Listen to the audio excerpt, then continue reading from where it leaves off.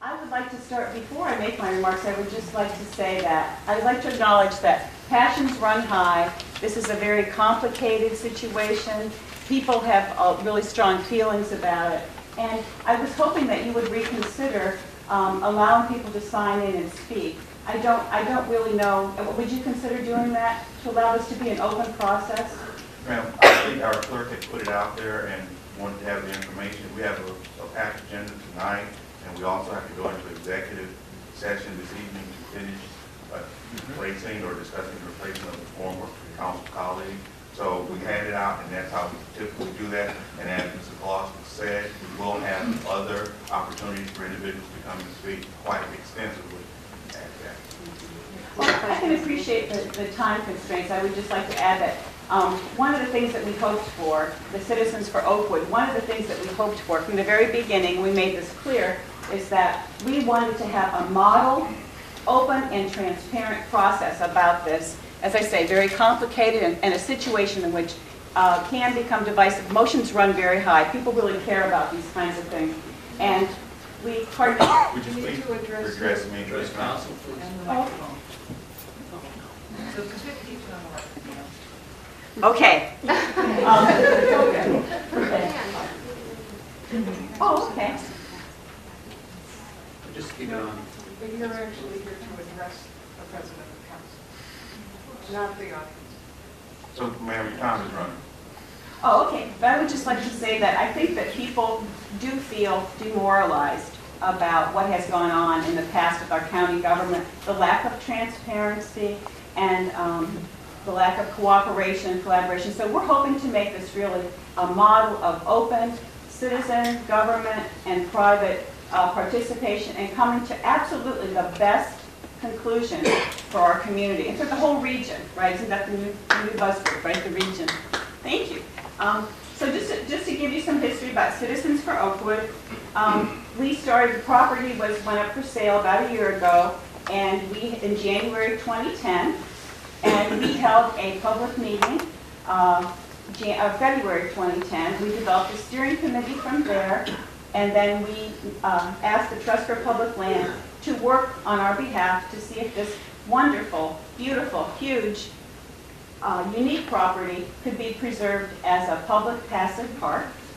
Trust for Public Land did purchase an option, a 90-day option. They were unable to complete the purchase within the 90 days. It expired at the end of October. In November, we began a letter writing campaign to Metro Parks.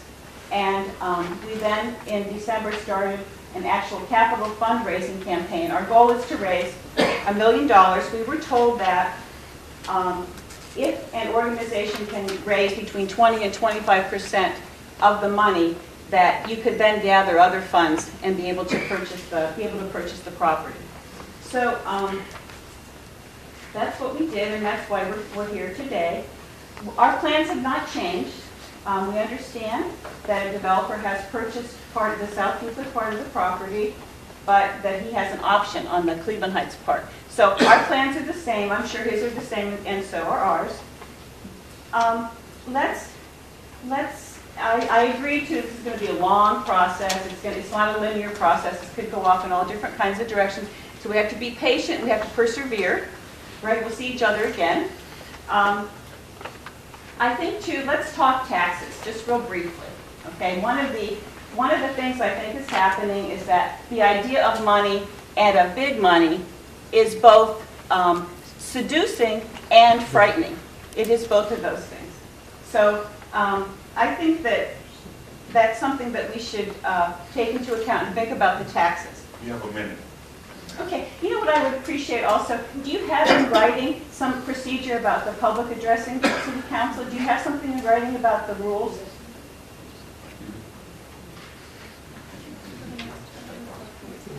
Yeah, we would love to be able to comply, but I didn't see anything Ma'am, we have posted on the consistently had website. 5 minutes to our residents, and we're extending that time to you, so please. Okay, do you have something in writing? We Not would- now, but I will. Will you send it to me? Okay, thank you so much, I appreciate it. And about being sure to face this direction and so forth, all those rules, because we want to comply. So, but we have to know what the rules are. Maybe they could be posted on the website. I did try to look for that. Okay, so, pardon me? Yes, go ahead, ma'am.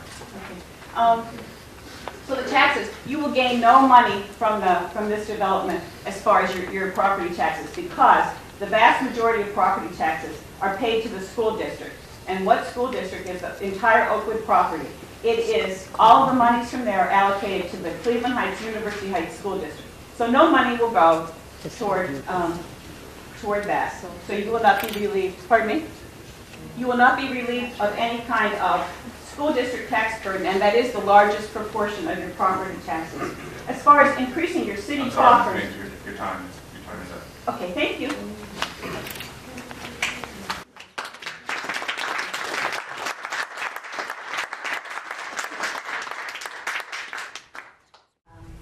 Wish I could have given you my 5 minutes of fame, Oh, thank you. but I just am here to express my disappointment. Why don't you take the mic so we could hear you? I thought anybody could hear me. You want to take it off? Oh, I think so. Can you hear me now? I just want to express my disappointment in this planning of taking the green space. It's been stated, or wanted to be stated, that this is a green city. This could have been a really big opportunity to be a green city and have a very positive effect on the community. There could have been walking trails, there could have been so many things, but we're not going to have that. We're going to have perhaps more box stores, which we really don't need.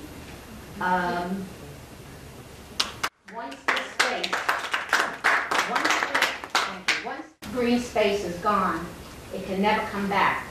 And I really want you to consider that before you do future planning. Thank you.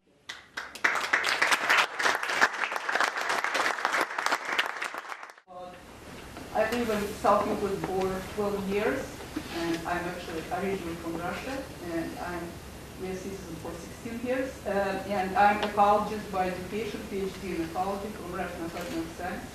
So I really like what city government is doing, how much green stuff they're doing. They do, all these houses are wonderful, the greenhouses, the community gardens are great, and all this approach is wonderful, but I'm surprised why you stop there, go ahead and make this crown of jewel of crown shine on our city. This is amazing opportunity to have a beautiful park.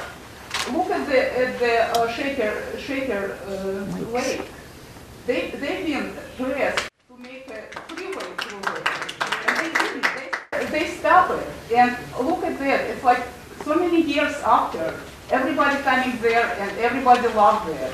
And we could have the same here in South Euclid. And it just, we have a university, not university, Cedar Center already building the stores and everything. How many stores we need? Right. And this is like 200 meters from this place. We will build another stores. Right. Do we need stores all the time? Do we need to go shopping? Do we need to take our kids shopping? Or we need to take our kids in the green space? Yes. In the park?